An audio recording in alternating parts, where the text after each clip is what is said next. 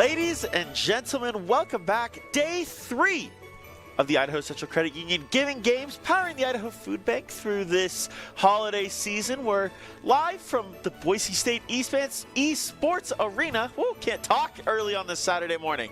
Live from the Boise State Esports Arena for day 3 of some fantastic Call of Duty action. I've got a special guest on the desk today. Thank you for having me. I am AJ Pepley, and I will be color casting for today. It's going to be a good time. It's going to be a good time. We've already seen some fantastic action through these first 2 days of Call of Duty. A lot of pretty close maps. Nothing getting to Game 3 on stream as of yet, but we've got 2 exciting brackets for you today. An upper bracket and a lower bracket. Neither of them are going to meet, so we're going to see 2 very different types of gameplay. Maybe one a little bit slower in the lower bracket, a little bit more slide around, slide out, take care of business in the upper bracket. It's going to be a lot of fun. We've got a couple of alumni teams in this as well, including our very own Boise State alumni team, which is always a lot of fun to watch. That's very exciting. Yeah, it's going to be a good day at Call of Duty. What are you looking forward to most today? Well, given the fact that we have 2 different brackets going on, I'm really excited to see how the 2 different, how both of them play so differently. Because like you mentioned before, it's most likely going to be a lot of slow-paced versus fast-paced gameplay. But there's a lot more specifics that can go into that, like how do different players play on specific maps differently than the upper level teams play? Like, would they take a more cautious approach, or would they go in guns blazing just for the fun of it? It's hard to tell, and I'm really excited to see how that ends up playing out. Yeah, I think a lot of these teams are going to play things, very differently, especially from my understanding, we'll be starting out on Vault today, so pretty mixing map, pretty small. Teams are going to be able to be taking a lot of constant action. Those rotations are so critical. We talked about it a lot yesterday as well. The timing of your rotations is just absolutely critical on this map. You don't want to go too early. You don't want to go too late. You have to time it right, and you have to be able to slide corners ready for a gunfight early. You don't want to take any fair fights. And if you can do that and you time those rotations perfectly, you can put up some really big numbers early in that first rotation. It's really just you got to make sure that you're ready for anything at that point, because even if those rotations don't go as planned, you got to make sure that you can, get accustomed to that regardless. Because, of course, it is so important that you make sure that all of the respawns happen exactly when you want it to. But if that doesn't go well, that's not the end of the world if you don't make it the end of the world. So as long as these players are seeing this going, how it's going, whether it goes well or not, they got to make sure that they can get accustomed to what's about to go down and making sure that they can still win that round, even if it didn't go how they planned. 100%. I mean, you lose the spawn side that you wanted to hold. Maybe you get wiped. It's all good. Take a beat. Hit with your team from the front of that map. Usually or from the front of the hill. That's going to be the best way to go about it. So, yeah, it'll be interesting to see how these teams take care of business as we are hopping into Vault right away. Already getting going. Looking at the side of ICCU Beast.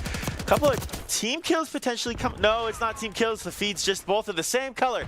But ICCU Beast already in the hill here. Getting some shots out.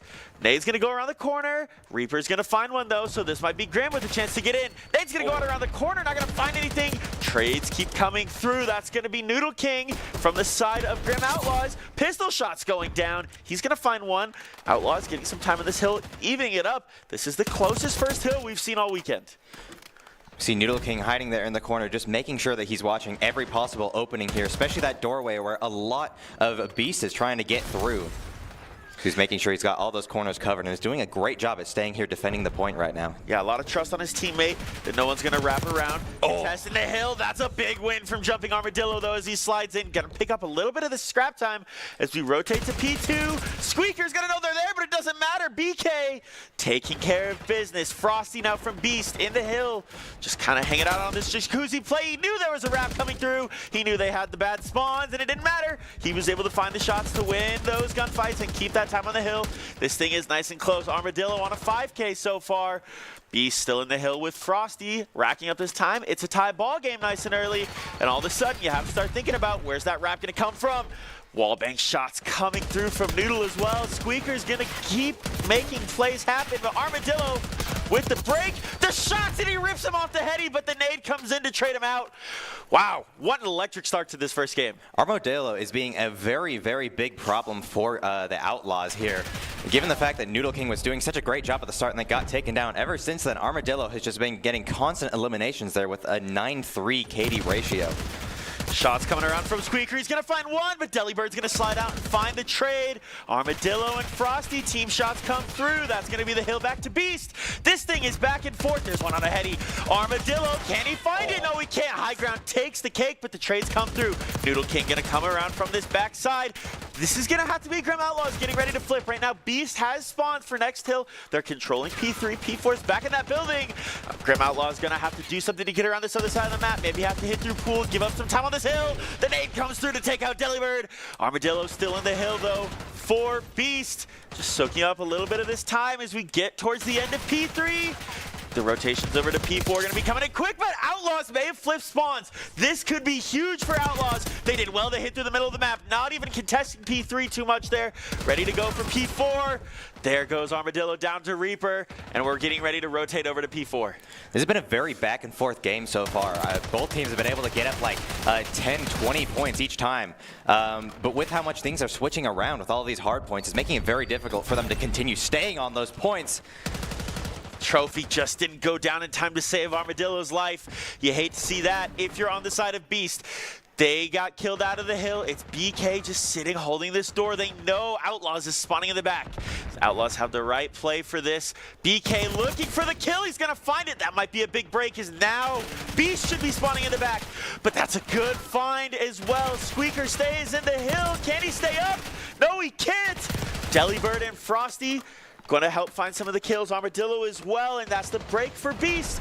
The spawns keep flipping on this thing so quickly, nobody's really able to take control, as all of a sudden we're going to get ready to head back towards P1 in a second, and now Outlaws has the good spawns for the first two hills. We saw Frosty immediately leaving that point the moment he saw that we'd be moving on to the next one, just making sure that he'd get there as soon as possible. You got to make sure you get as many points as you possibly can on these hard points, so it's good we see him moving ahead as fast as he possibly can. Yeah, that's just Outlaws picking up a little bit of that scrap, but we're back to P1 now. Sweeper in the hill for Outlaws did a good job, but I think that Beast has secured the good spawns. There's kills coming up on top stairs. BK finds one, finds two, yes sir! Beast getting good shots, looking over palms there as well is BK, so maybe they don't think that they have the spawns, and that's okay. They got to find a way to work their way up there. Good reads from Sweeper, but it doesn't matter. The movement is elite. He sees another one there. That's going to be Frosty, who's going to find a killer. Excuse me, that's Reaper on Frosty. Turns around, BK gonna find Sweeper though, so more trades coming out. Outlaws in the hill with Squeaker, but BK is gonna take him out. He was on a 15K, oh my picking word. up the slack, oh my goodness. Jumping Armadillo was a real menace, but now BK is taking that crown from him. 15 streak is the highest one we've seen all game. Yeah, that's gonna be Delibird. Goes down and hill to Noodle, so trades back and forth. Getting ready to go to P2. It's all going to be who's spawning where. Sweeper's probably going to have to get pushed out here pretty quick. Not a lot of time, and that's actually the pop right there. So, Beast in the hill, Armadillo, their rotation king, already in there looking out over palms. Noodle King trying to find anything he can. He's going to have to lay down on palms, looking for anything on that heady, nothing truck side. Good jump shots over to find Frosty, who is pushed up and out, but Delibird posted up, finding everything he could want and more from top truck. This is going to be good for Beast as they can just keep staying in hill. He's going to get found by Reaper though, so now all of a sudden Noodle King jumps in, and look at it. I mean, it just keeps going back and forth. Every team can't keep control. It doesn't matter who has back spawns. The trades are just perfect from both teams right now. The comms are electric. See, Beast was able to retake the point. There's so much good movement happening from both teams, but Beast is just flying all over the screen, making it so difficult for the Outlaws to even land a shot on them sometimes. That's making it a lot easier for them to be able to keep these points. They're currently quite a bit farther ahead on the point counter here than we had seen earlier. And the problem is, Grim Outlaws pushed up through middle. They gave up good spawns for P3 and 4. The comms weren't what they needed to be. Why did they push out? Why did they flip? They gave it up for like 5 seconds of scrap. Flying in is jumping Armadillo. He's going to find time on this point as well. Beast has spawns for 3 and 4. They're going to be able to open this thing up huge. Delibird, his RCXD gets blown up by a nade. What a gigabrain play from Reaper there. I don't even know if he meant it. Noodle King's going to get found as well as he's outside the map.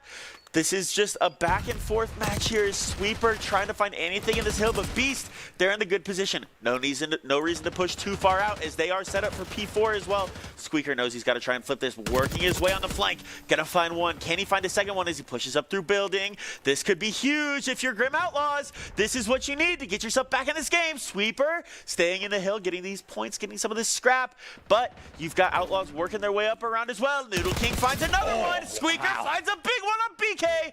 Frosty's in P4. This is the gunfight we all want to see. Squeaker's pushed up. Frosty knows he's there now. Is he going to be able to find any sort of utility out of this? We're on to P4. Armadillo's already in the hill, but I think Grim Outlaws has spawns getting ready to go now. This is where things are going to get a little bit worrisome. If you're Beast, you know that the other team's got spawns. 3 in hill. No one's pushed out. Noodle King. Flashes go in top. He's going to slide this door, and things are going to get ugly. He's going into a kill box. Finds one. Is he going to find the second? No, he's not, but the trades come in. That's a big-time break from Grim Outlaws. They're right back in this thing. Sweeper still staying on the point as stalwart as ever, but got taken down right afterwards. The Grim Outlaws have been trying their absolute best to get some very good progress. They've been so successful in that. Yeah, both of these teams just continuously pushing each other out. It's like we're not even thinking about spawns here, gentlemen. You can't push each other out at the very end of hills like this when the side is going to flip. What are we thinking? Both teams keep doing it. Now it's going to be Grim Outlaws. They are pushing out again as we're already on the P1 and P2, which is on the other side of the map, but it doesn't matter. Sweeper's rotated in. The shot's coming in onto Delibird. He's going to fall from Squeaker. This is going to be good points from Grim Outlaws. A 30-point game going into this second set of rotations. Actually, third set of rotations. Noodle King now on the point while the rest of the team tries to defend him, but Reaper got taken down and it made it so difficult for Noodle King to stay alive, getting taken down by Delibird, who's now taking the point. Oh, and then got eliminated right afterwards. Eliminations are being traded back and forth all over the place, making it so hard to keep track of who's winning sometimes. Yeah, this is the best game that we have seen all weekend, no doubt. Both teams continuing to go back and forth. Armadillo and Delibird getting time in this hill, a little bit of scrap. Getting ready for P2 to pop, though. You have to imagine that Grim Outlaws is thinking about that as they're sitting in the hill. Shots come in, the turn from Sweeper. Jumping Armadillo, you got to find that kill, buddy. Squeaker's going to get the reload off. That's already Delibird set up, though, in P2, so this is going to have to be a big break from Grim Outlaws. These can't quite win. Well, I guess they could win it here with a full 60, but unlikely. This is unlikely to be a full 60, and in fact, there's Noodle King right there, so I think that pretty much eliminates the opportunity for them to win. Squeaker's going to get the kill. Great time is good time if you're ICCU Beast. You're not mad at that. Sweeper taking some time as well. Now Noodle King both in the hill. Jumping Armadillo going to have to slide around from the front side. There's 3 in there. He finds 1. He finds 2. Jumping Armadillo going massive for Beast. He takes the hill. He can't find the third, though. Reaper keeping Grim Outlaws in this thing. They're going to have a chance to get this thing almost tied up if they can hold. Shots going to Palm. He can't find anything. The heady's still working. Armadillo's going to find something. There's the mortar from BK. Going to find Delibird. Squeaker as well. They keep trading, but Outlaws keeps getting the time. We're going to have a tight ball game going into P3 and 4. This is going to get exciting. Well, BK back on the point. The Grim Outlaws got so close to getting that tied up, but they just barely couldn't manage it. And now BK, who's been such a beast for the beast, is making this so difficult for Grim Outlaws to get back on there. But now we see Squeaker prepared at the next hard point, now getting the points back up. Oh man, but Beast took over right afterwards. Yeah, they had one rotation out, did Grim Outlaws, but nobody was there to help out the team. It's just one player in the hill. Trophy doesn't get down in time. Oh, it was so close. That's the second time we've seen that.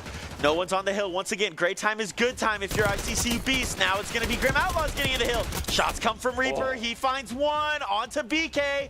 Again, this is a chance for Outlaws to tie and even take the lead. Frosty, though, looking to flip the spawns. He's going to find 2. He's going to get found, though. Sweeper keeps the spawns for Outlaws.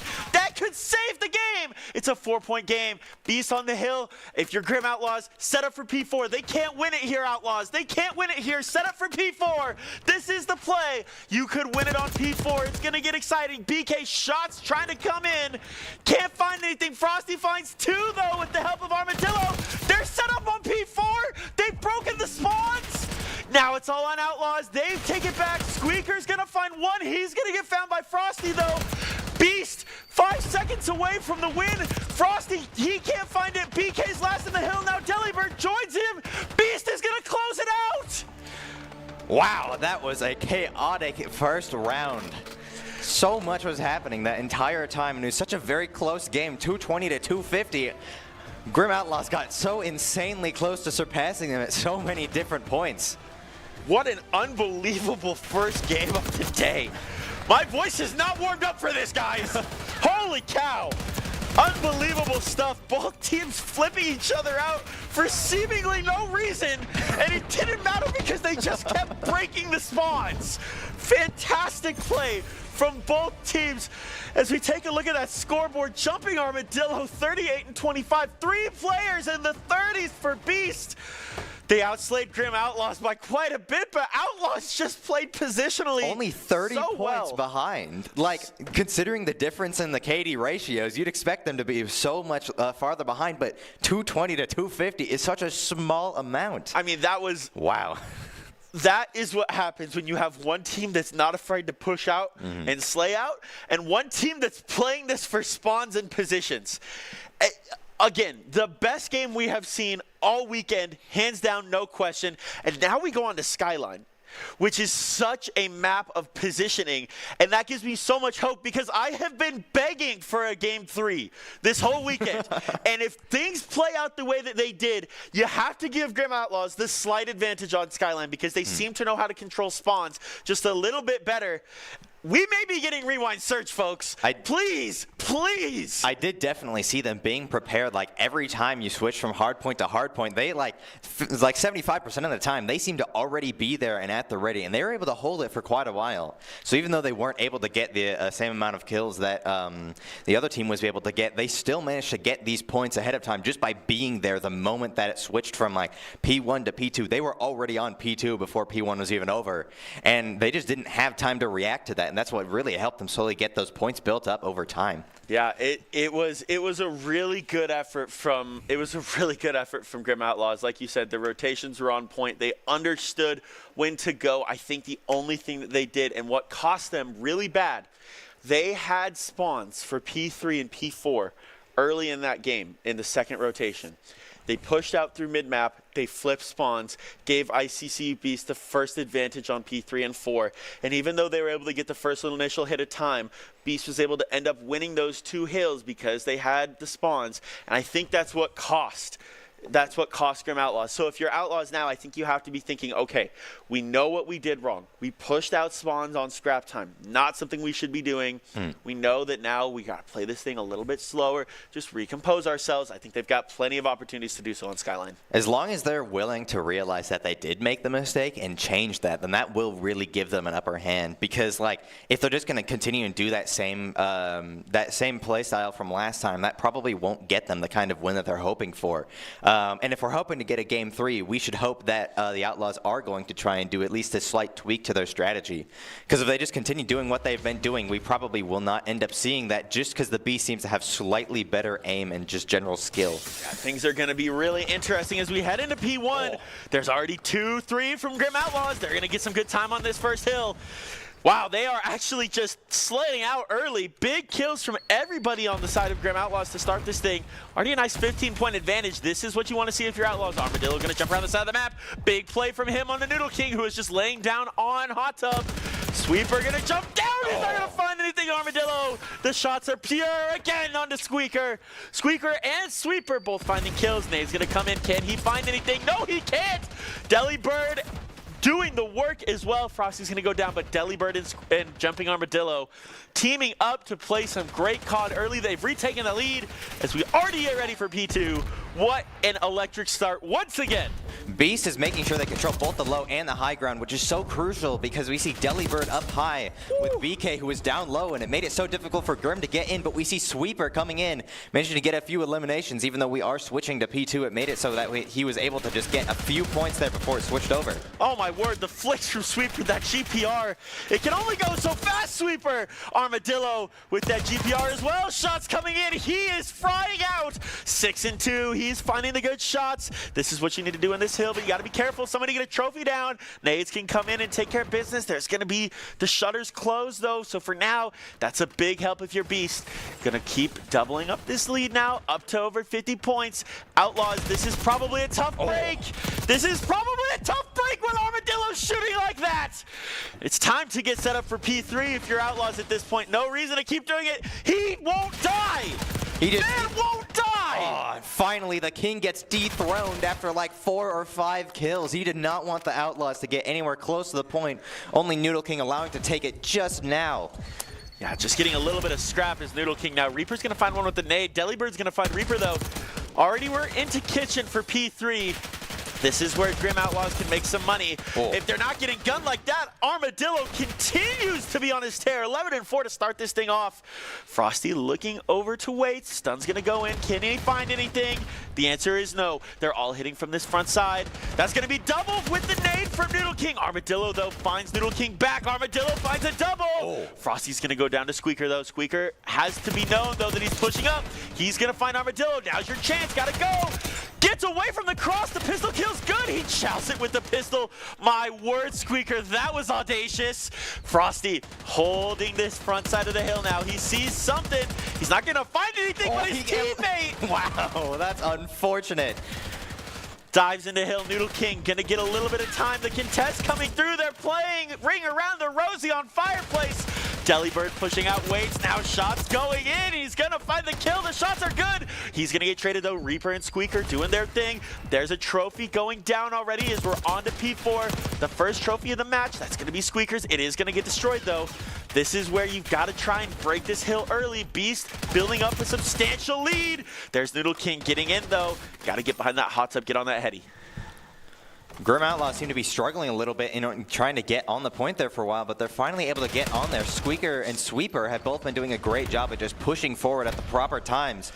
Even now, with Noodle King going down, Sweeper is still on the point, and Jumping Armadillo isn't even aware that he's over there, but finally finds Squeaker and takes him out.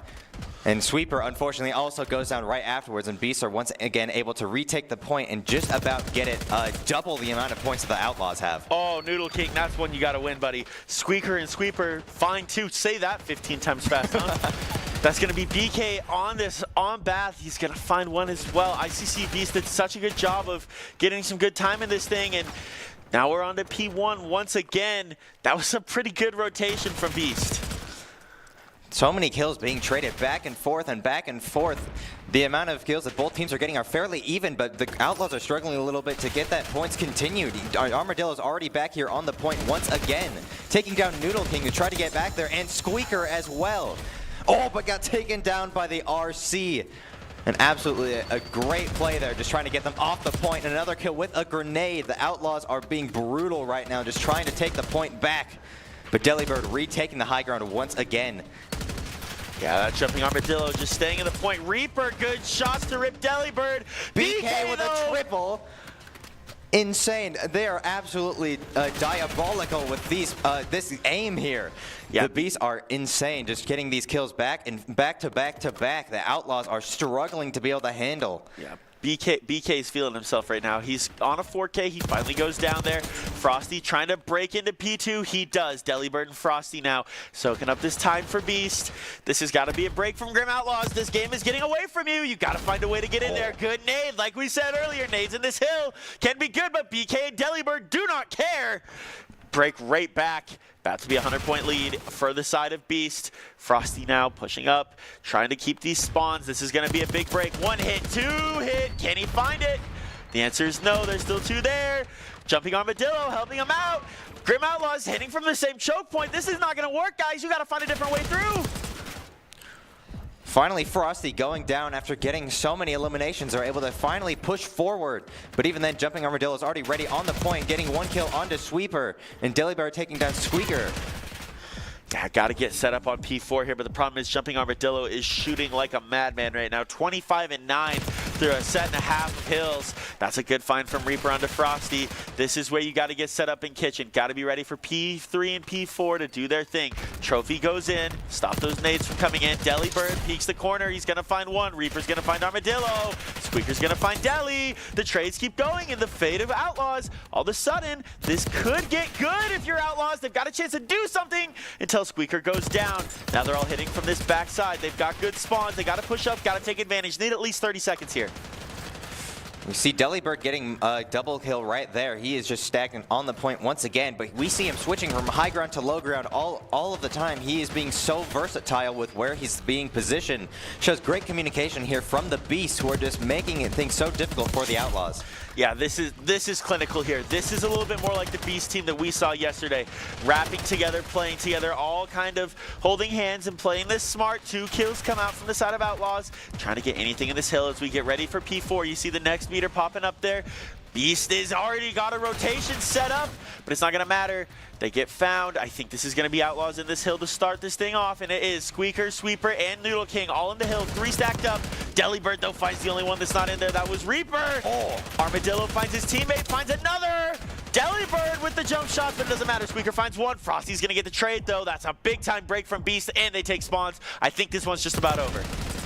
Ooh, Frosty almost just about saved themselves from the 9 health they were stuck at, but unfortunately got met at the other end of Sweeper's gun, but then just got taken out right afterwards. Beast still has Armadillo, who is on the point, still getting eliminations back and forth with a very, very high multi-kill right now. Still staying there, still racking up the points. They're so close to being able to win this round, and the Grim Outlaws cannot get anywhere near it. He just is refusing to go anywhere. Squeaker's able to get a few kills, but Armadillo finally goes down. Yeah, even with the trophy as well. There's the break, but the problem is you got to play perfect COD at this point.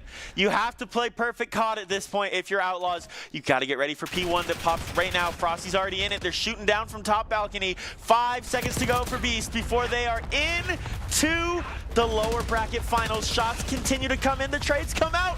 Beast there it goes. Takes the series 2-0, and they will play the loser of Esports Supply and Boise State alumni. They stay alive, and unfortunately, Grim Outlaws' time comes to an end in this year's Giving Games. I really gotta, I know I mentioned this pretty late into the game, but I really have to take notice of how well they were using the high ground and the low ground, especially from the Beast. They had like Delibird specifically. He was both taking the high ground and the low ground at so many different points and having so many different openings to keep track of, especially with how open this map is. It's so crucial that you cover all of those bases. And that's what the Beast really excelled in. And I think that's something that really helped them win that game over the Outlaws, because it's a little harder in Vault to be able to take those different vantage points. So having Skyline be a much more open map, the Beast's already effective strategy just worked almost twice as well as it did last time, allowing that to be a much less close game than we saw in the first one.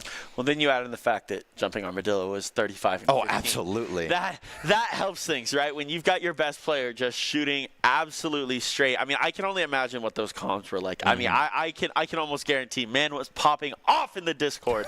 Those were some amazing shots from Armadillo, taking care of business, making sure that they were ready to go to win that map. That's how you keep yourself alive in this tournament. Yeah, they just have a good idea of what all of their players are good at, and Jumping Armadillo was such a good player to just keep there on the point in one spot, because he just covers two different doorways, and he's just got the aim of an absolute, well, beast, pun intended. And we saw that from that KD ratio, like 35-9 at one point, I believe, and around that same ratio there. I imagine it was a little terrifying to have to go up against Armadillo. Like BK was also a great example of getting a lot of those kills. We saw that in the first game even more. So many players from the Beast team just had incredible aim and just outshined the Outlaws just a little bit. Yeah, those were pretty good shots from both of those teams. Okay, we're going to throw it to a break in between games here, but before we do, bottom right-hand corner, scan that QR code right down there, right? That's how you donate to the Idaho Food Bank. $5 can provide 15 meals in this holiday season. Food insecurity is high right now in the Treasure Valley. $5 feeds 15 meals this holiday season. That compounds as well. So make sure you scan that graphic, give to the Idaho Food Bank, and we'll see you here on the other side of this break. Home is where you hang your hat, snuggle up, hide out. Home is when you're with the ones you love. It isn't just a place, it's a state of mind. At Idaho Central Credit Union, our home is Idaho. We grew up here, and we're proud to help more Idahoans with their home loan than any other financial institution. Idaho Central Credit Union. We believe home is where you make it. It's me, your Idaho Central Credit Union app. Rough morning? Is that a mobile deposit? I got this. Beat it, Charlie. We're making money moves here. Cha-ching. And done. Charlie, come on, outside. Sorry about the mess. I'd help if I had hands. The closest Idaho Central Credit Union branch is in your pocket. No. Come on, where is it? Dave, it's your Idaho Central app here. Any chance you're missing a debit card? Let's get that taken care of for you. With ICCU's card control, you can turn any card off with the tap of your finger. You've got it. And back on again. Ow, ow, ow, ow. The closest Idaho Central Credit Union branch is in your pocket.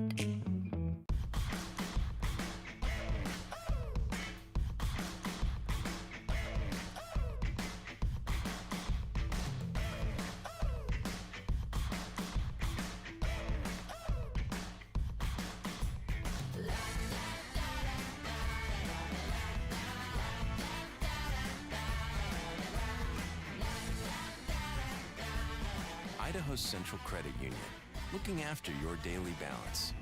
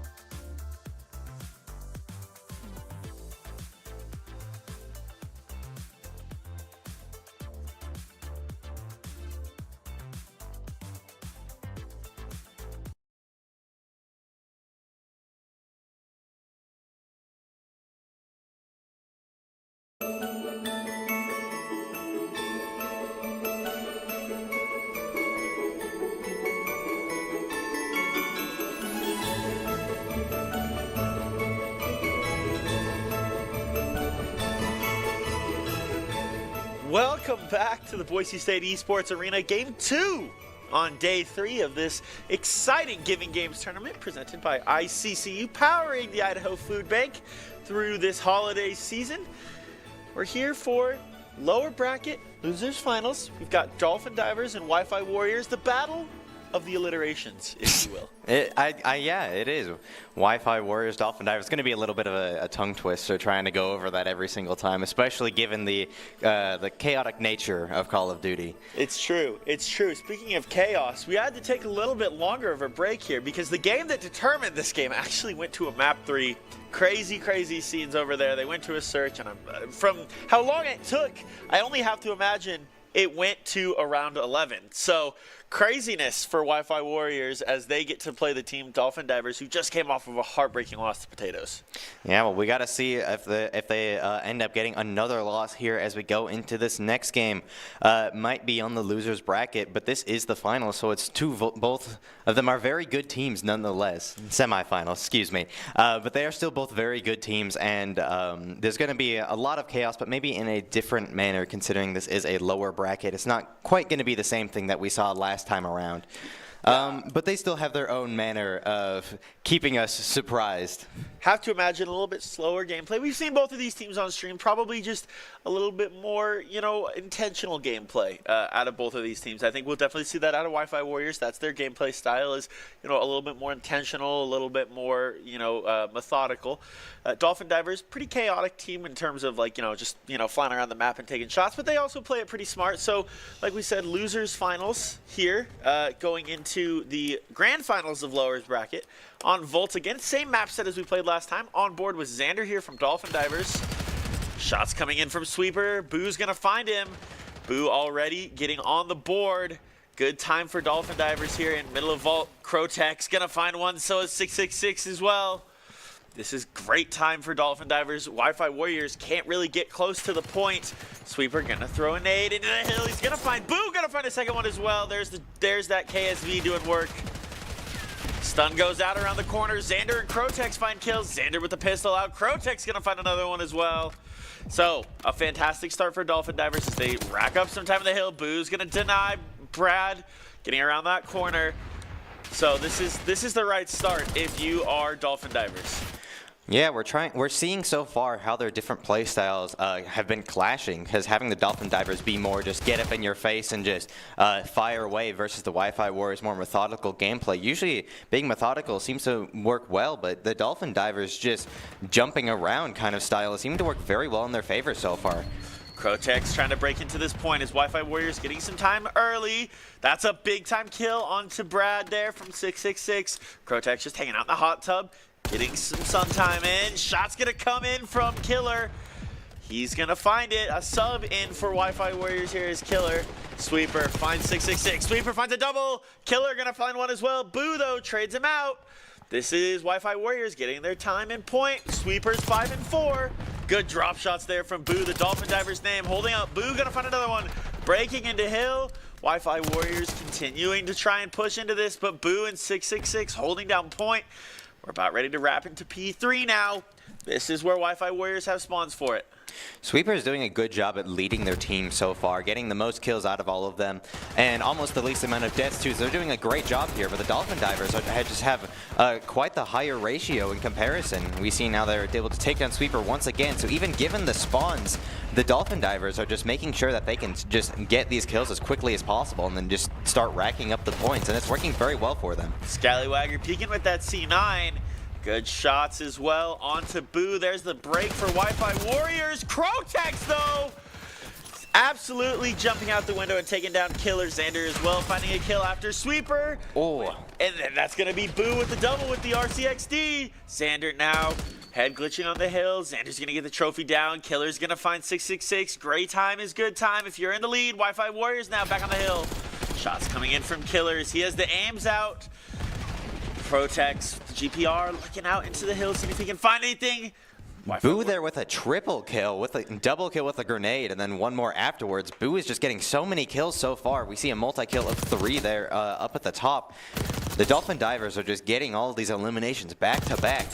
We see it there again with Xander. Yeah, Xander's shooting straight right now. Xander's 11-3. Oh, he almost just rips on Sweeper, but not quite.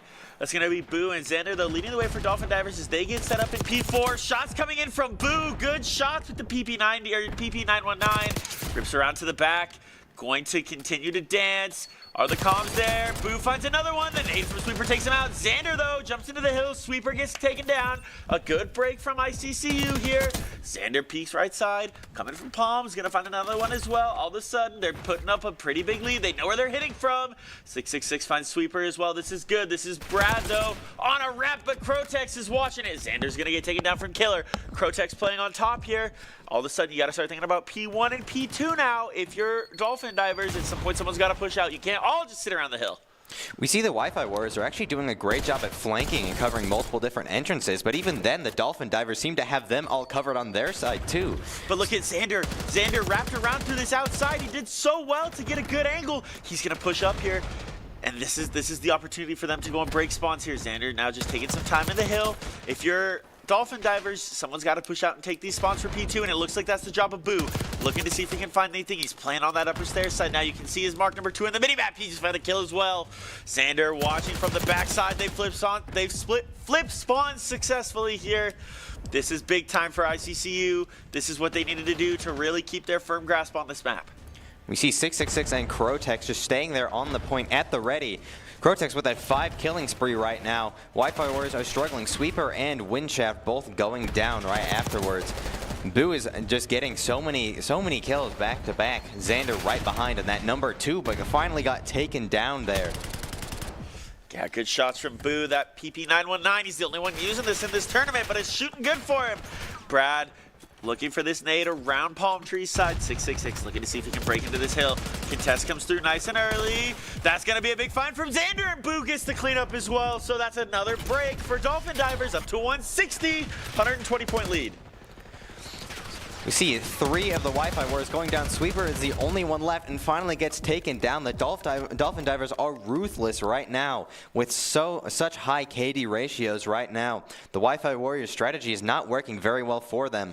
And even then, it seems like the Dolphin Divers just have a slightly better aim and better understanding of how to get these kills properly. Yeah, I mean they're breaking hills, they're taking spawns. It doesn't matter what they do. Even Xander using the aims, which got nerfed into the ground recently, and he's still shooting straight. What a child top stairs. Xander finds it as well. He's 24-5. He's playing out of his mind. Sweeper's going to go down to Xander there as well. Xander's a demon on the map right now as he rotates through, looking to get to P3. They can win it here if they get a break. Xander's going to find one.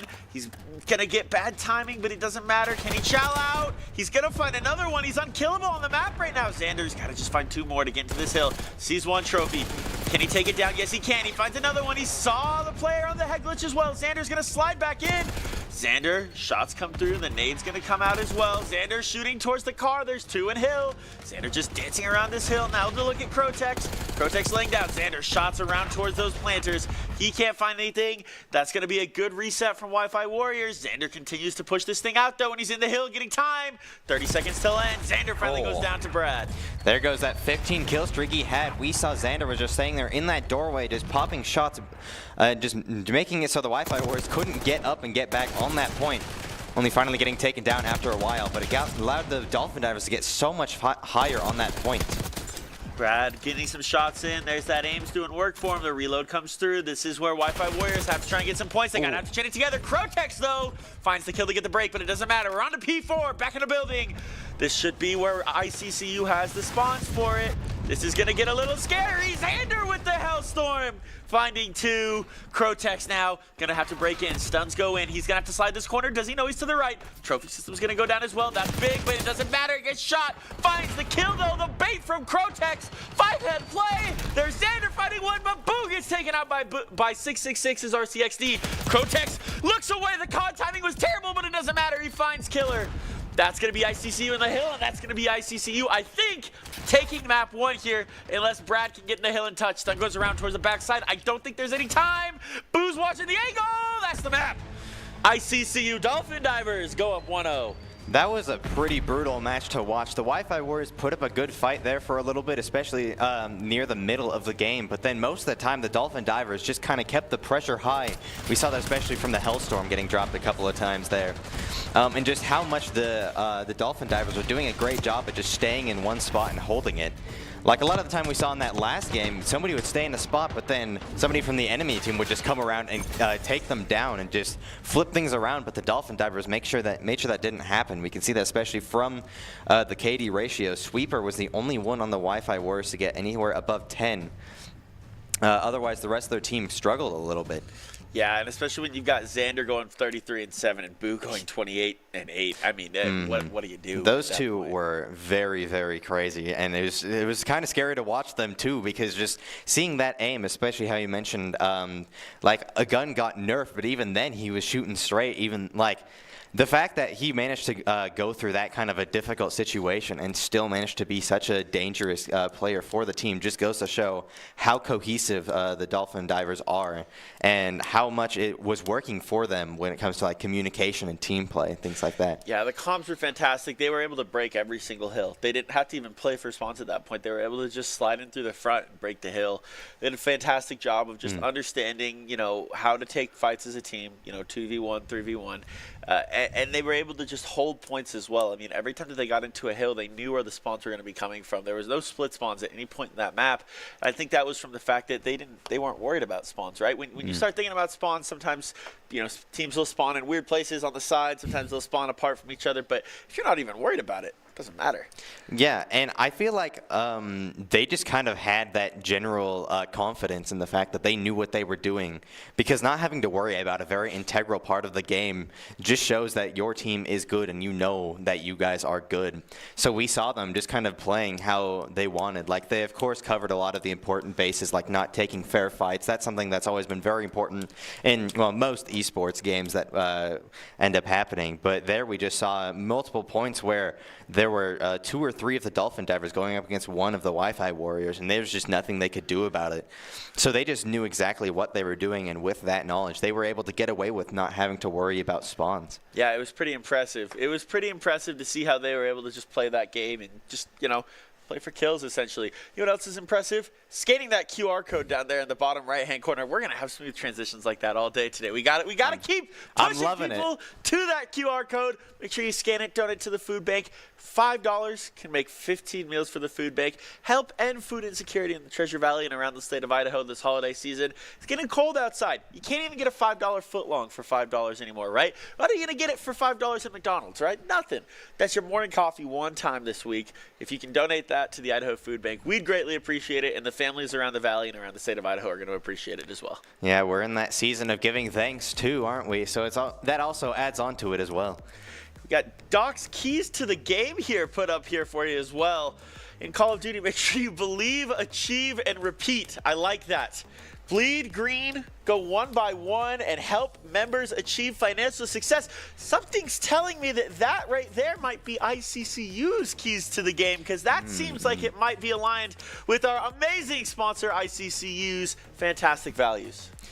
Yeah, a lot of those keys do go very importantly into the game, as long as you have a good understanding of what you need to do to make sure you win. There's a lot of different things to keep track of, but with teams like the Dolphin Divers, it seems like they've all got that nailed down pretty well. Yeah, most definitely, and they are definitely taking those company values that ICCU tends to have, like they just put up there. Like I said, I believe that's probably pulled directly from the ICCU webpage, and we love to see that because we are so thankful to what ICCU does for this event. They make things like this possible, and it's fantastic to see how they continue to give back to the community. Absolutely. Something that I'm kind of thinking about is how are the Wi-Fi Warriors going to transition from that first game to the second one, because their strategy that they had of that proper positioning and flanking and things like that didn't seem to work as well as they had hoped. So are we going to see a change there in strategy, or do they feel like they can make it happen just better this time around? Yeah, it'll be interesting to see how they're able to make some adjustments as we jump into Skyline here. Taking a look at the Wi-Fi Warriors already. Shots going in. Crotex already finding a sweeper. On to P1. Crotex looking to flip spawns, potentially nice and early. Crotex slides in, finds the kill as well, but Killer trades out Xander. So already 10 points going towards the Dolphin Divers, 666, shooting towards Sweeper on top. Catwalk, and he's going to find the kill as well. Boo now looking towards Piano. COD timing's bad, but that's how it goes. He doesn't know that Killer's in P2. Scallywagger now creeping slowly underneath, going through elevator shafts. Xander at 666, full finding kills. Crotex gets taken down by Killer. This is where there could be a big play from Scallywagger. Got that C9 out. He's going to come through this bookcase here. Is he going to be able to find any value out of it? The problem is he's flipping spawns, and that's not what you want to do for P2 here. Sweeper's going to die on this map. Unfortunately, going to take himself out. Xander finds the kill on Killer. Xander's getting ready to flip spawns for P2. You can see Dolphin Divers are thinking about it this time. They're looking for a full 60 on this first point. They're going to get a full 50 out of it at least as they hop into P2. Getting ready to go as they keep holding down this time. They rotated well. 666 and Boo in the hills. 666 gonna die to Killer. Boo's gonna get taken out by Brad Windshaft to break from Wi-Fi Warriors. I'm noticing that Scallywagger seemed to struggle with that strategy there, just sneaking around. They didn't seem to find anything, especially with the hard point moving. It just makes it so difficult for that strategy to have worked out the way that they're probably hoping it would have. Yeah, that's pretty unfortunate. He thought that maybe he could get a play to wrap something, but when the hard point's flipping to the other side of the map, that's not necessarily the best play. Xander gets that GPR absolutely working. He is picking up right where he left off, pushing out already. Look at this. They're not afraid to flip the spawns nice and early. Brad gonna push out through elevator shaft, but he's gonna rethink what he's doing. He's gonna zip line right on up. He's gonna go into the hill, but Boo's got that PP919 ready to go. Xander looking for kitchen. P3. The shots are immaculate onto Sweeper. Sundre Killer's gonna go down as well to Xander. Xander is 8-2, but Crotex leading the way at 10-1 now. 666. Drop shots, trying to find anything that he can. Brad got the kill for him. Sweeper took out 666, but Crotex with the trades. He's 11-1 now. Keeps going up. Pistol shots coming in from Xander. It's 100-4 at this point. This is domination from the Dolphin Divers. Brad Windshaft finally able to get there on the point, but then Boo took down 666 with a grenade. So that could be a potential opportunity for the Wi-Fi Warriors to get ahead there. But even then, Crotex still has a killing spree of 10. So even with losing one of their teammates to their own team member, that could have been the Wi-Fi Warriors' big chance to get forward, but they still did not manage to get back there on the point. But finally, we saw Sweeper got 1 second there, but immediately was taken down by Crotex, who has been an absolute menace this second round. Yeah, Crotex sitting at 17-1 right now. He's on a 14K. He's having the game of his life right now. Xander watching to see if anyone comes out around that corner. Now he looks to see if anyone's flipping. Crotex already got over into bedroom for P4. Sweeper's gonna find Boo. 666 finds Sweeper though. Crotex looking to see if anyone rotates from kitchen. Anyone from pool? No! He can't find anything right now. He's gonna slide out. He's gotta be careful. There's somebody sitting up there top. He's on that 14K. He doesn't want to give it up. There's trades going in. He slides away. He almost dies there. Stun's going to go around to see if anyone's following. He's going to get great timing on someone. Crotex up to 15. Xander with the pistol chow. He's going to pick up a gun as well as he was out of ammo. The GPR doing work now as he picks up Scallywagger's gun and takes him down. Boo's going to find one as well. Brad's going to go down to Crotex, who's on 16 now. He's 19-1. Crotex going for the high score. It's a too big of a lead to pass at this point for Wi-Fi Warriors. They're down 150. This is tough. Dolphin Divers is doing their thing. Sweeper can't find anything. Crotex up to 18 in a row, 21-1. Crotex still on board with him now as he's got that GPR. He's picked up someone else's gun. 666 gonna find a kill as well. Crotex looking to get up to a 20K, I think, at this point. But this is wow. This is tough to watch. I cannot imagine the adrenaline going through Crotex's body right now, given that 18 kill streak. That is insanely good. Make it 19. Yeah, right there. It just keeps going and going. Crotex does not want to lose that streak. Is not going down. Boo! Takes out 666. This is Xander sitting in hill, 191 to 10. Xander shots come around, not gonna find anything. 20 kill streak there. Breaks 20s, 23-1. Boo's gonna find one as well. ICCU could win it here on P1 if Wi-Fi Warriors don't find a touch. Xander's in hill, shots come around the corner. Boo's gonna find Brad. This is getting kind of crazy. They gotta find a touch at some point here. On to P2, it looks like. Sweeper's in hill. Crotex gonna find Scallywagger. This is gonna be the break for Dolphin Divers. They could win it here on P2. Ooh, 666 was managed to take on both a friendly and an enemy there with that Hellstorm. Goes to show that those missiles are very careful and you got to properly communicate because sometimes things can go poorly. Crotex finally died there at 25-2 now. Oh, Boo! Don't do it to him!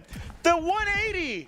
You love to see it. That's the play of the game right there, folks. I have to think. Crotex finds another kill as well. We're on 220 to 12. 666 just sitting in the hill. 30 seconds to go. Xander pushing out. Got that GPR, firing straight and sound. He's just playing in bottom weights. Gonna find killer as well. I don't think they win it here. The pistol chow. Can't quite find it. Not gonna do it for him. Xander now looking to see if anyone's still there. Xander does not care. What are you doing, sir? That is crazy. 232. I think Hill's about to rotate into P3. It's going to be in the kitchen. Xander's already there. Xander just continuing to hold. Shots come around the corner. The pre-fire's good. Xander finds one. Crotex finds another one. He's 29 and 2 right now, Crotex is. 666 with the big chow right around the corner. 244. 6 points to go. Brad's going to go down. ICCU's in the hill. 3, 2, 1. Ball game. There we go. ICCU Dolphin Divers into lower bracket finals with a big-time win over the Wi-Fi Warriors. I know you said this earlier, but that was unfortunately very hard to watch. I was loving seeing Crotex up there getting that 20 kill streak, but even then, sometimes, speaking of Crotex with the best play here, but they just absolutely demolished the Wi-Fi Warriors there. They tried to put up a good fight, but they just really struggled to get past the better gunplay and the better strategy there that the Dolphin Divers had. What's hard to watch? It's not a knock on Wi-Fi Warriors by Yeah, no, of course not. What's hard to watch is when you have to sit there and you have to think, okay, how do you even stop someone like Crotex? 30 and 2 is absurd. I mean, and Xander following up with 26 and 6. The other two players didn't even do anything. 9 and 9 and 10 and 7. Not a ton going on there, right? At the end of the day, it's Xander and Crotex that just went ballistic, and it's fun to watch, but at the same time, it's hard because it's like, what do you even say about that? I don't know what I would do personally. Like seeing how great their aim was and just their general idea, peeking corners and knowing where, like just hearing, they seem to know exactly where all of the entirety of the Wi-Fi Warriors were at all times, and so I don't even know how I would go up against that, just because of how incredible their play styles were. And just how much they swept the Wi-Fi Warriors with that great aim and strategy that they did have. Yeah, it was pretty impressive. Okay, we are going to take a quick break. I promise this one is going to be a lot quicker. It's not going to be 30 minutes. The next match is getting ready to go. We're going to make sure everything's set up. We'll come back in just a few minutes, and we'll get on to our upper bracket grand championship, our final game of the day that we'll be broadcasting. So stick around. We'll be right back.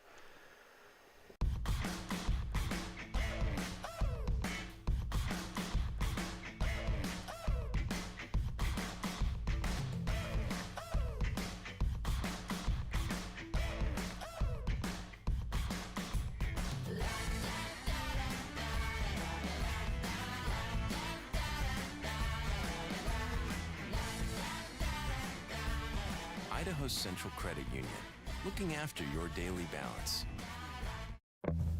It's me, your Idaho Central Credit Union app. Rough morning. Is that a mobile deposit? I got this. Beat it, Charlie. We're making money moves here. Cha-ching. And done. Charlie, come on, outside. Sorry about the mess. I'd help if I had hands. The closest Idaho Central Credit Union branch is in your pocket. Home is where you hang your hat, snuggle up, hide out. Home is when you're with the ones you love. It isn't just a place, it's a state of mind. At Idaho Central Credit Union, our home is Idaho. We grew up here, and we're proud to help more Idahoans with their home loan than any other financial institution. Idaho Central Credit Union. We believe home is where you make it. No. Come on, where is it? Dave, it's your Idaho Central app here. Any chance you're missing a debit card? Let's get that taken care of for you. With ICCU's card control, you can turn any card off with the tap of your finger. You've got it. And back on again. Ow, ow, ow, ow. The closest Idaho Central Credit Union branch is in your pocket.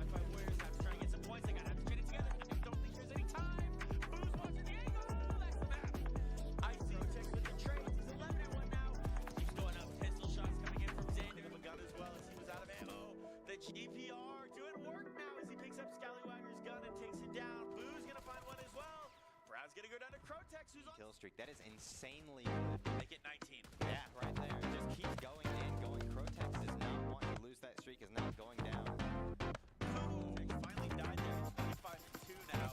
Oh! Don't do it to him! The 180! You love to see it. That's the play of the game. Can't quite find it. Not going to do it for him. Seeing it now. Let's see if it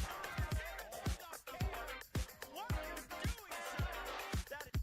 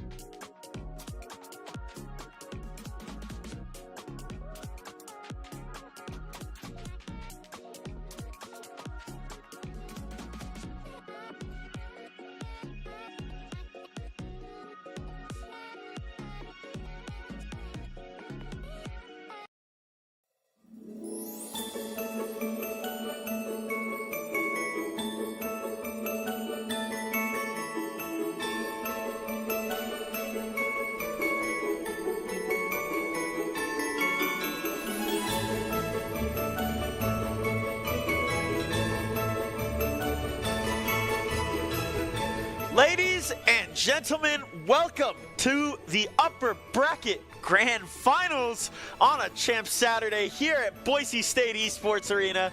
We're so excited to bring this one to you. It's the Boise State alumni taking on ICCU Beast, a rematch that we've seen a couple times already this tournament, and boy, do I think this is going to be a good one. It's very exciting, especially having some of our own players being on this team, and it's also going the fact that we've seen this matchup before. It's so many different factors playing into this grand finals. Like, so many things are happening right now to make this so much more exciting than it normally would be. Yeah, this is going to be a lot of fun. Going to a best of 5 as well on this grand finals because it's the big one.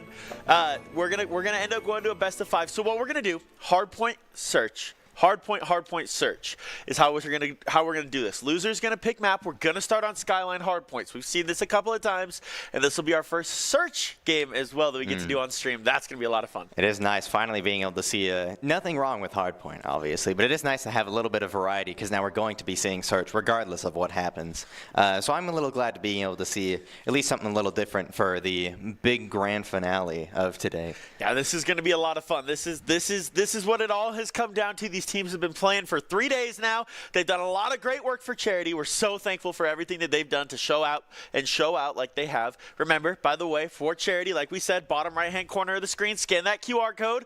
Make sure you donate to the Idaho Food Bank. We're so thankful for everything that Idaho Central Credit Union is doing to help us put on this tournament. And speaking of Idaho Central Credit Union, one of their very own teams into the grand finals today. It is very exciting. Like, we have one of our teams and one of ICCU's teams. So these are both like such big groups going up against each other. And I'm just very curious to see how they end up playing against each other because both of these are like some of the best teams that we have seen in this tournament. So the fact that both of them, we're now getting to that final push, it's probably going to be a lot of back and forth given that both of these teams are very, very good at Call of Duty. Yeah, I think that we're going to see a lot of just real aggressive play, especially going on to Skyline, getting out of Vault to start, but we'll see. I mean, loser may pick Vault Search. We'll see. Like I said, we don't know what the map rotation is going to be now because we wanted to do loser picks because we wanted to make sure that we're doing this in the most fair and competitive way possible so we can get these teams to be as close as possible. So this should be a lot of fun. I think both of these teams are going to be really competitive. They both have done a lot of winning to get to this point in the tournament. Beast came from the lower bracket side, but that's okay. You know, they lost to Boise State in the first round of brackets last night, so now they have their chance to redeem themselves in this best of 5. Exactly. Having that pressure and that excitement there of being able to get that revenge story in the favor of the Beast, that's a lot more pressure. So hopefully we'll be seeing maybe a little more aggressive play style than we saw in that the first game from earlier.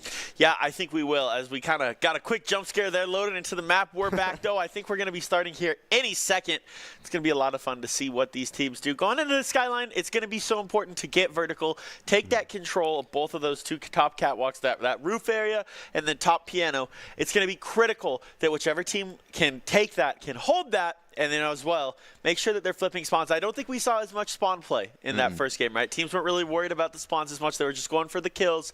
I think spawn play is going to be critical in this game. Yeah, having two different teams that are very, very even on skill level, the more that those teams are balanced with your skill level, the more that you have to be aware of the different kinds of things to keep in mind when you're playing through the game. So sometimes getting kills is all you need to do, like we saw in the first game, or the second game, excuse me. But the first one is a little more even, so we saw them worrying at least a little bit more about spawns. But now the fact that both the Beasts and the Boise State alumni are both very even on that skill level, it's going to be critical that they take advantage of every single different thing that they could possibly take advantage of as we go into this. Yeah, I have to imagine that we're going to see both teams trading out pretty heavily on P1, and it's going to be critical to see who gives what side to start this thing, right? P2 is so tough to wrap to, and it's a tough hill to break, especially if they get those barriers to come down to hold those things off and kind of close off some of those nade angles. So whoever spawns P2 side, got to be ready for a quick wrap through bar. Through outer's tough, obviously, because it's P1. So through bar, you've got to have someone there watching to see if someone's going to wrap. That's going to be critical. If it's ICCU, I have to imagine they're going to just push out pretty quick and try and get that flip early. If it's Boise State, they very well could play through hill and then try and push out late and get that spawn flip late. We did see a lot of the Beast focusing on that verticality like we're talking about so much, especially with Skyline. But we have to see how Boise State is going to decide to counter that, because we saw, especially with Delibird on the Beast, they took advantage of that high ground so many different opportunities from the catwalks and just the upper floors. And so that just made it very difficult for the enemy team to be able to get past them and get onto the point.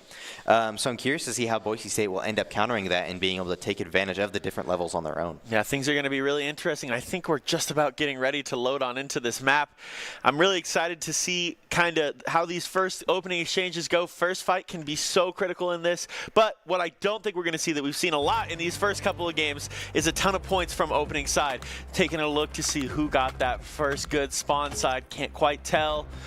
My gut says that might be Boise State on good P2 side, but I'm not 100% sure. That would be Boise State over there, actually. So yeah, it is. So Boise State, early good spawn sides for P2. That's going to be big. Let's see if they're able to do anything. Trades coming out. Boise State, 3 early kills. But ICCU trades back on Perpski. So this is going to be quick. Hat Trick already looking to see if he can push out. That's interesting. Hat Trick maybe looking to flip against it. Frosty gonna slide in, contested hill, Practical, gonna take him down. That's good shots from him with that Jackal. Legit Soldier, doing some work as well. Practical finds another one as well on BK. BK has been the only one able to find an elimination so far on the B side. The Boise State alumni is really just taking charge here. Got right there, right out the gate with a triple kill, and then they got onto the point and have not moved just yet. Hat-trick even getting a 5 killing spree now within like... Wow, the first 18 seconds of gameplay. Jumping Armadillo, though, the good shots on the hat trick. That's going to be good. Frosty now trying to look to flip those spawns. Practical sitting on stairs. He's going to come around the corner. He's going to find another one as well. He's 4-0. He sees 2 come across. He gets away with his life. Nade goes around. Boise State holding down some of this P2 time. Practical's going to slide back in this hill. Going to look to see if anyone's coming from piano side. That's going to be BK getting taken down by Hat-trick. Frosty's going to get in there, but Soldier's going to take him down. That's good shots with that aims. Soldier now kind of crack aiming around that corner. Looking to see if anyone's coming piano. There's one. Can he find the second? He can't. That's Delibird finding him, but that's going to be Hat-trick and Practical taking the trades out. Boise State amassing a nice 60-second lead to get this thing started through 2 hills. Shots come in from Frosty onto Persky. Hat-trick on top cat, trying to find anything. The pistol reach out's not going to come out. Delibird finds the kill. Soldier, though, finding Frosty. Boise State leading these trades still. This is what they want to see if you're the Broncos. Legit Soldier finding one before he gets traded out. Delibird finds the kill to break the point. Delibird and Armadillo doing work in the hill. The trades come out. Hat-trick, though, with the huge double to break. Wow, Hat-trick coming up from elevator. Combo with Prac. Boise State retakes, but we're on to P3 here in a sec. Boise State's got to find a way to wrap out because ICCU's got spawns for these next 2 hills. Boise State is doing exactly actually what I expected them to do with countering that high ground usage, and now they're doing that exact tactic, just making sure that the Beasts cannot make that play of their own. They've really been struggling to get on the point just with having so many different parts they need to keep track of. Yeah, Boise State doing really well. They hit that from a couple of different sides. That was Perky from the backhand side of it. And then that was as well Soja coming from weights. Hat trick and Perpsky find 2, but BK lurking here, waiting to see if anyone wants to go out of bar. Stun goes around. Can he find any info? Prack's going to get the kill onto him, though. Big shots. Prack just holding down now. He knows they're coming from that front side. Prack finds 1. Frosty trades him out. Frosty finds a double. That's the break for ICCU, but Perpsky says no. He will not be denied. Perpsky looking over towards weights now, seeing if he can find anything from this good piano side. Nothing there. Practical knows they're coming. Bedroom. And that's a fantastic start for Boise State now. Holy cow. Jumping Armadillo, though. Hat-trick finds him. They're on a wrap. The comms are good. Practical knows they're there. Can Practical find anything? Can he get anything out of it? He finds one. He gets traded out. DK finds another one as well. Armadillo's trying to break into the bedroom. They can. But the problem is Boise State still has good spawns. Delibird getting these points early. Now ICCU starting to get the good spawns. This is where they could come back. 40 or 50 points here. Gets this game back in their control. Finally, ICCU Beast is able to get some progress on the point, getting up to now 40 seconds worth of points. And they're continuing to hold that, but Perpsky is now getting a couple kills. They're on to Frosty to start. Armadillo just waiting there patiently with Delibird. But eventually, Boise State's going to jump in there, but they're struggling. Yeah, that's Perpsky finding a kill, getting the break. Contest coming through. Soja's going to kill Perpsky. Soja's killing everybody. That's going to be the break for Boise State. But then once again, BK finds 1. Prack finds BK. And Delibird finds Prack. They're just trading each other back and forth. This was good time for ICCU, though. This is what they needed to do. 70 points still. Perpsky finds 1. Can he find a second? He's going to have to slide this thing into Hill. He's going to get taken down from Delibird. Good location there. Prack getting on the roof. He's going to slide in. Find Delibird on the rotation. That's a great play from Prack. Jumps into the hill and finds the double. He's going to get taken down, though. That's Jumping Armadillo finding 1, but Perpsky finds Armadillo. Boise State trading out well. BK pushing out through bar. Delibird finding 1 as well. Delibird, can he find a second one? They're going to go over the top. Coming from the top rope, he sees a foot. Delibird with the 500 IQ play. Keeping Boise State out of this hill. Practical on catwalk. Finds 1 as well. He's going to slide into hill. Boise State keeping this time. P2 spawns for ICCU. There's 1 for Prack, but he gets traded out. Perpsky, though, finds Armadillo. This is 2 alive for Beast. Got to try and get to this hill. Boise State's taking so much time on P1. They're doing so well. Soja with the big shots. Perpsky as well finding the kill. This is Boise State doubling up ICCU early here. ICCU's got to get ready because they will have to hold this P2 well. Boise State's going to hit this thing hard. Practical finds 1. He wanted the crazy double, but he can't get it. BK finds it. Perpsky finds 1 in Hill as well. He's just locking it down. Perpsky knows that they're going to be going P2. Wrapping to this really quickly. ICCU already getting up in there. Perpsky shots around piano. They knew they were looking. Their comms are there. Perpsky gets crazy timing, but he can't find the kill. Delibird does well, and that's ICCU continuing to take some time up in this P2. They're trying to work their way back in it. It seems somewhere in the midst of all that chaos, Boise State seems to have potentially lost a player. Oh, but finally Hat-trick is back in the game, at least in the UI. Hat-trick was gone there for a little bit, but Boise State was still managing to make some good progress there. Ooh, Prack, tried to do some crazy stuff in there. Perpsky finds a kill, Jumping Armadillo, staying in point, finds Soja as well. That's big for ICCU. They continue to get points. They're getting this thing back in. Armadillo's on a 3K. ICCU breaking the 100-point club now. Now it's only a 60-point game, and they're going to keep closing this thing in. The problem is Boise State going to have good spawns for this. Hat-trick wrapping bottom. 1's going through elevator as well. The break is perfect. You would think they work for the government. They're so good at this. This is crazy. Boise State with a perfect break. Hat-trick, they're on the point, but then both him and Perpsky have left, leaving legit Soja being the only one to defend as the rest of the team goes and finds some kills, being able to get 3 of them with only 1 of them remaining, but Jumping Armadillo being that last one is able to get a double before getting taken down by Perpsky. Armadillo has been doing a great job at just getting these kills back to back, but unfortunately Prack and Perpsky are also just being such difficult contenders for Beast to go up against. Yeah, this is really good for Boise State right now. They're doing everything they need to do. Perpsky and Prack both over 20 kills. Hat-trick, that number's not accurate for him as he did DC for a little bit. Boise State in this bar spot here. They're P3. They're getting some time.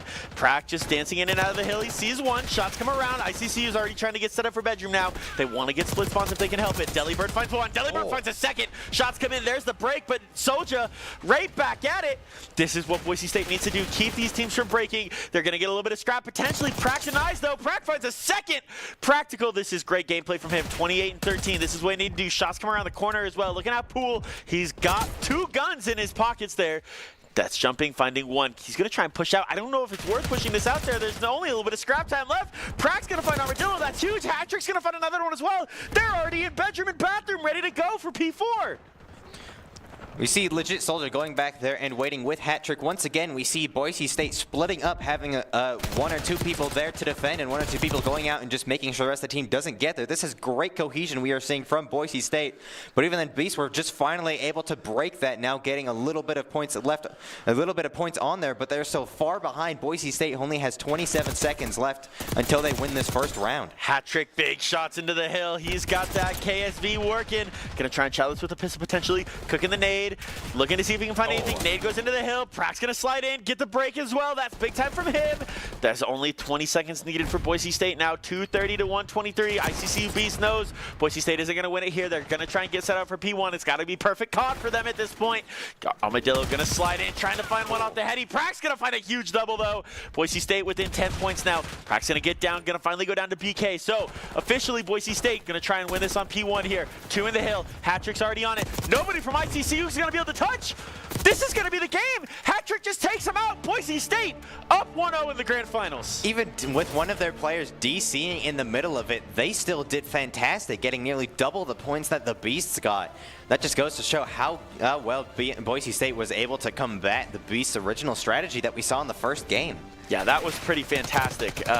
Boise State really was able to just get a lot of kills there. I mean, Practical and Sojo were doing some pretty good work.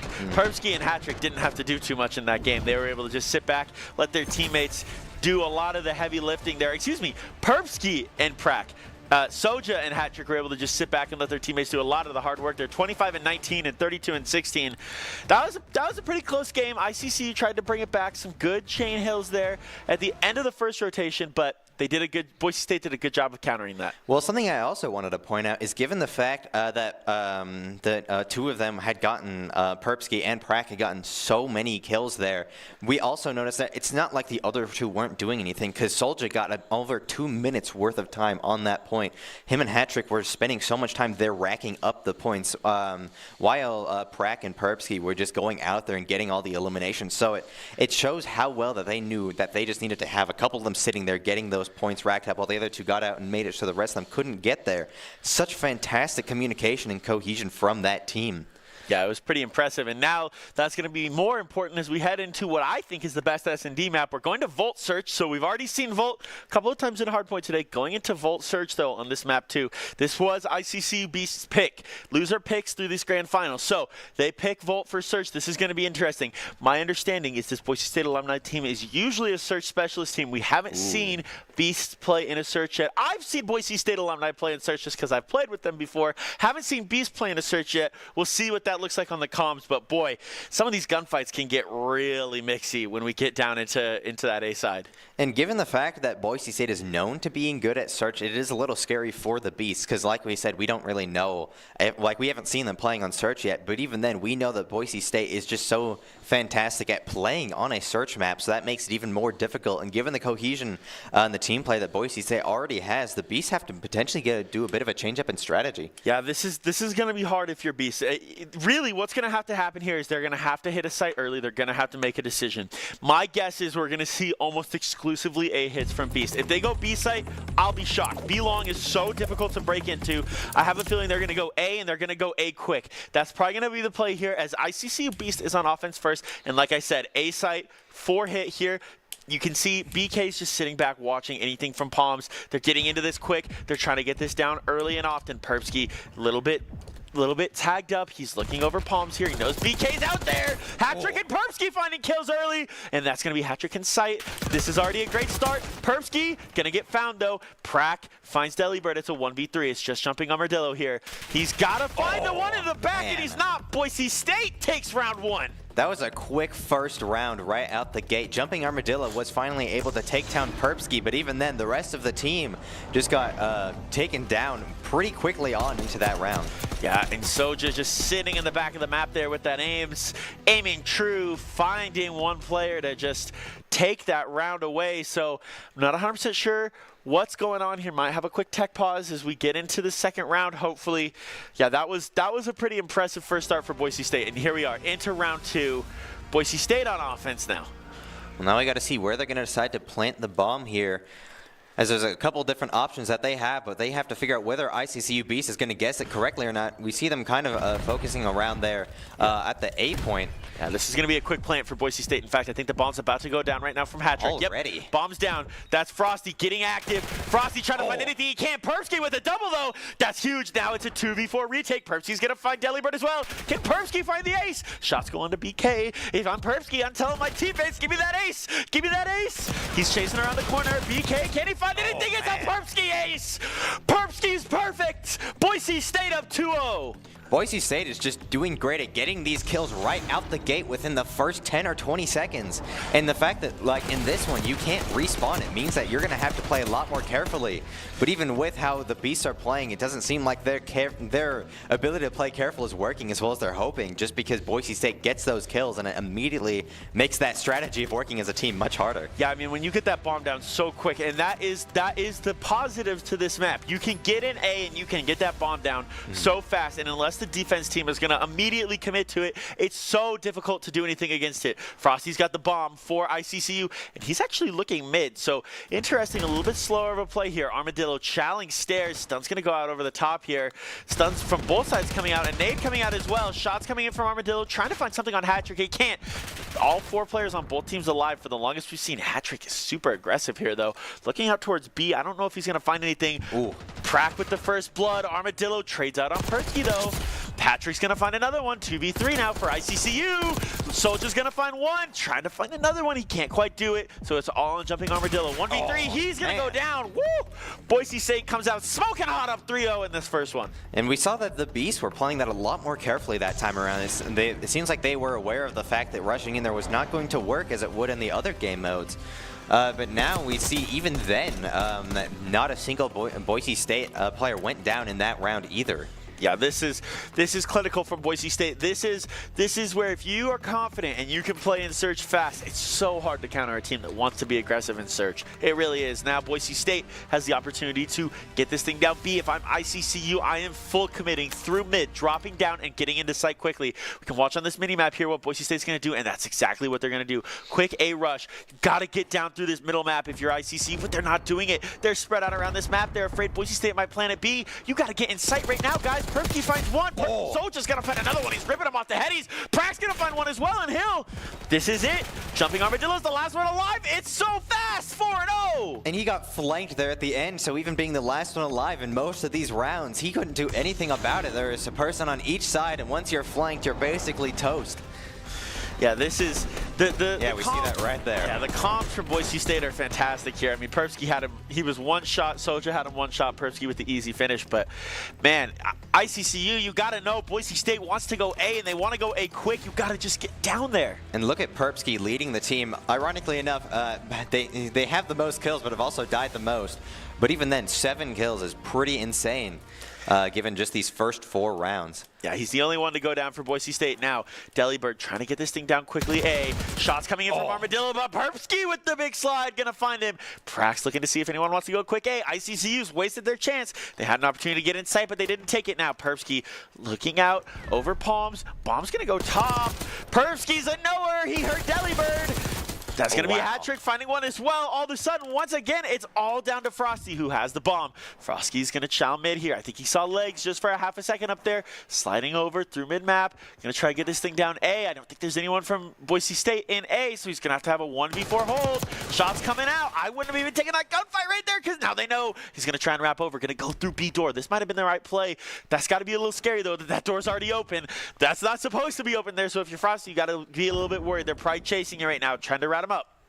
We see him just trying to run as fast as possible, make sure he doesn't die, but even then, Boise State was still at the ready. The moment he peeked around from that corner, both of them were trained directly on that hitbox.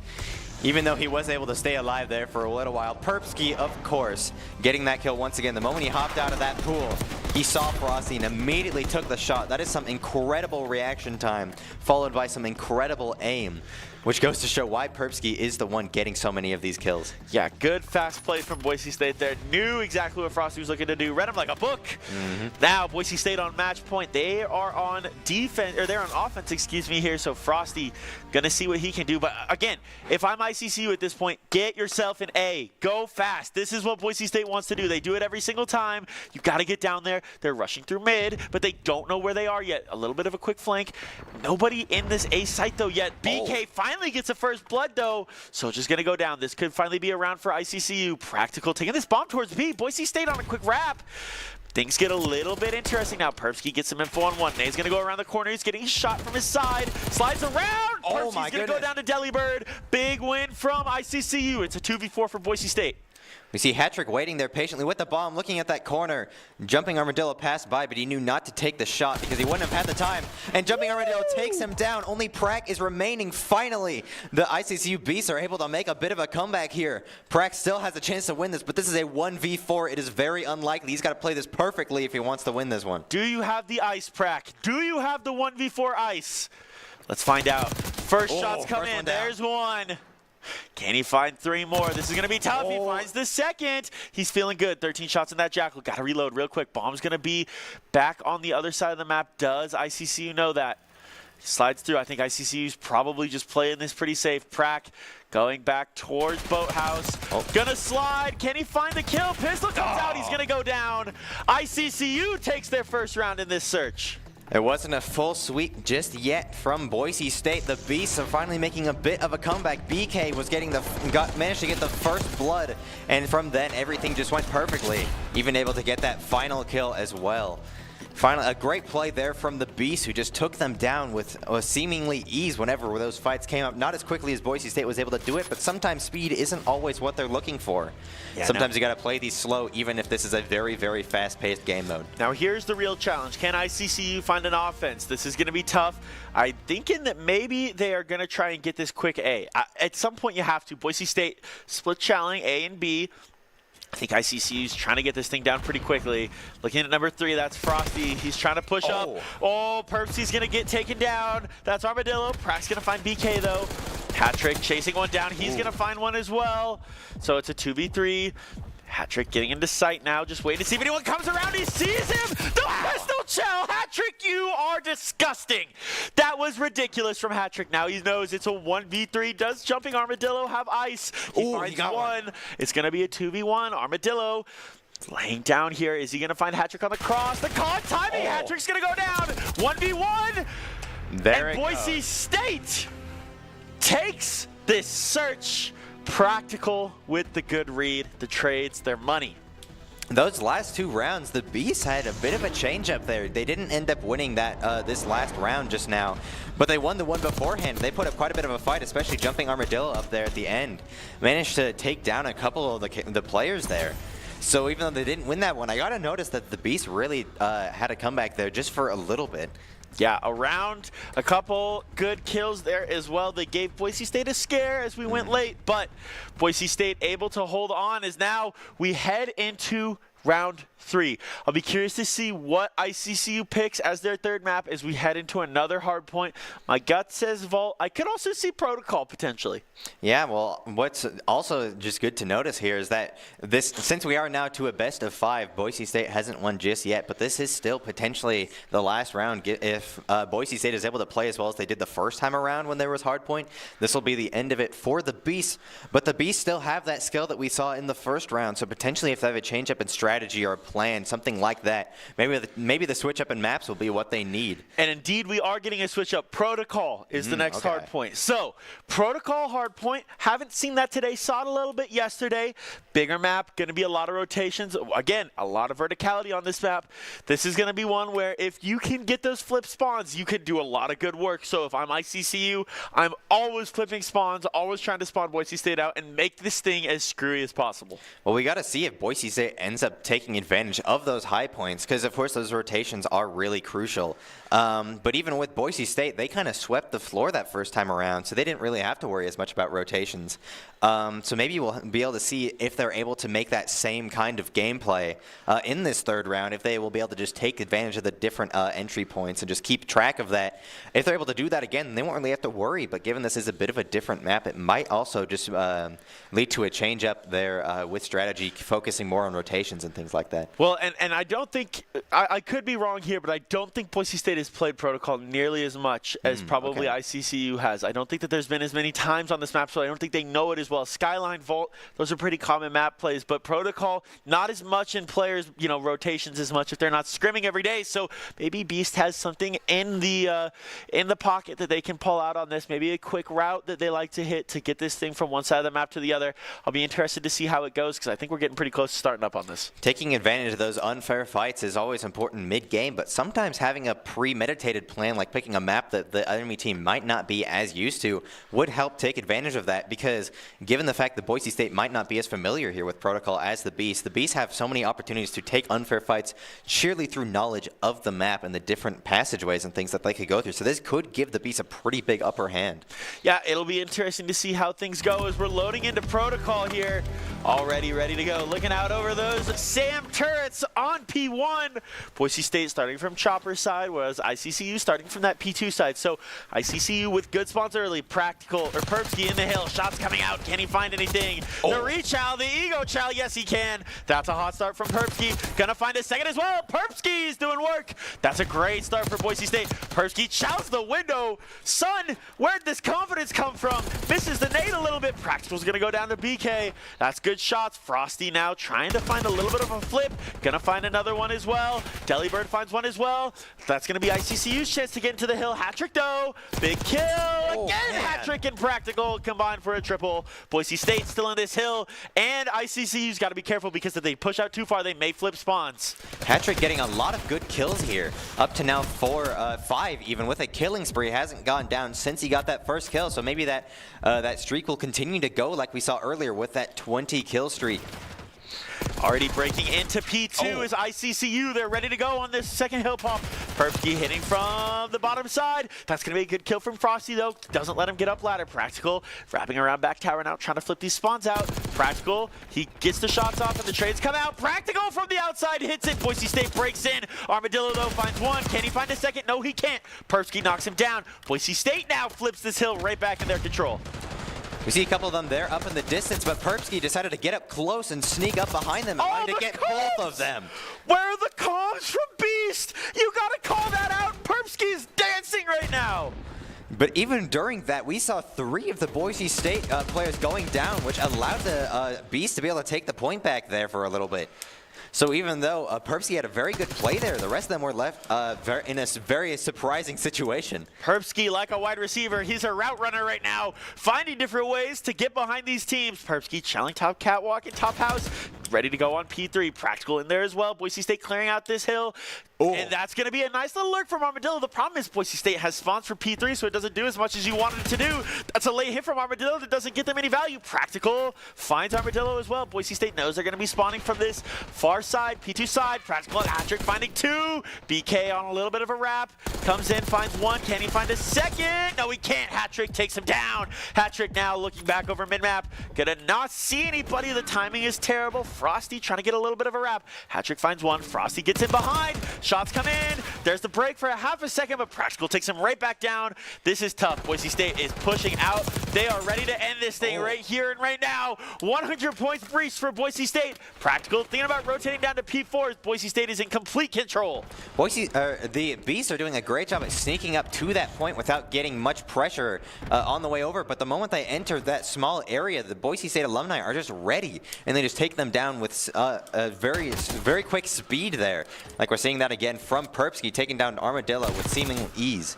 Perpsky and Hat-Trick finding kills. Now, ICCU in the hill. Hat-Trick tries to use that Omni movement to get in, but he can't. Soldier, though, trades it out. Boise State breaks again, breaks P4. I think that Soldier may have just done his teammate there, going into hallway. Not exactly what you want to do. They see two drop down. Actually, he only saw one. Soldier's going to find one. Can he reach out with the pistol? No, he can't. Nate's going to get primed around the corner. He stuck him, but it doesn't matter. Perpsky slides out for the kill. BK's going to fight Perpsky. Armadillo fights Hat-Trick as well, but Soldier's staying alive. Soldier just staying alive. He knows there's one on the hill. He's going to get slid out, but he doesn't care.